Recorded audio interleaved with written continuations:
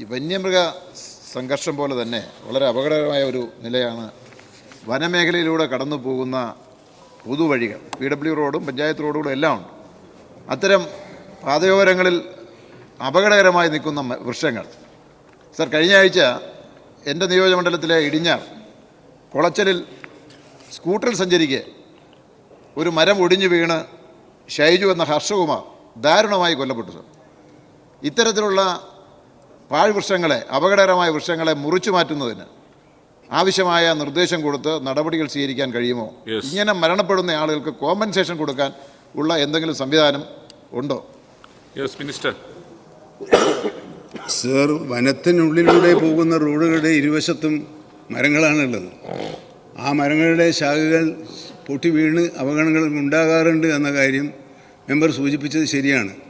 അങ്ങനെ വരുമ്പോൾ അവർക്ക് പ്രത്യേകമായി ധനസഹായം നൽകുന്നതിനുള്ള സ്കീമൊന്നും ഇപ്പോൾ സർക്കാരിൻ്റെ മുമ്പിലില്ല. പക്ഷേ അതും പരിഗണിക്കപ്പെടേണ്ട ഒരു പ്രശ്നമാണെന്ന് തന്നെയാണ് എനിക്ക് തോന്നിയിട്ടുള്ളത്. അത് ബന്ധപ്പെട്ട കേന്ദ്രങ്ങളുമായി സംസാരിച്ച് പരിഹാരം കാണാൻ കഴിയുമോ എന്ന് ശ്രമിക്കുന്നുണ്ട്. അതേപോലെ തന്നെ ഈ PRTകൾക്ക് ദുരന്ത നിവാരണ അതോറിറ്റിയുടെ ഭാഗമായി പ്രവർത്തിക്കുന്ന ജില്ലാ കളക്ടറുമായി ബന്ധപ്പെട്ടാൽ അത്തരം അപകട സാധ്യതയുള്ള മരങ്ങൾ മുറിച്ചു മാറ്റാനുള്ള സൗകര്യം ഇപ്പോൾ നിലവിലുണ്ട്. ആ സൗകര്യങ്ങളും ബഹുമാനപ്പെട്ട ജനപ്രതിനിധികൾ ഉപയോഗപ്പെടുത്തിയാൽ ഒരു പരിധിവരെ ആ പ്രശ്നത്തിന് പരിഹാരം കാണാൻ കഴിയുമെന്നാണ് കരുതുന്നത്.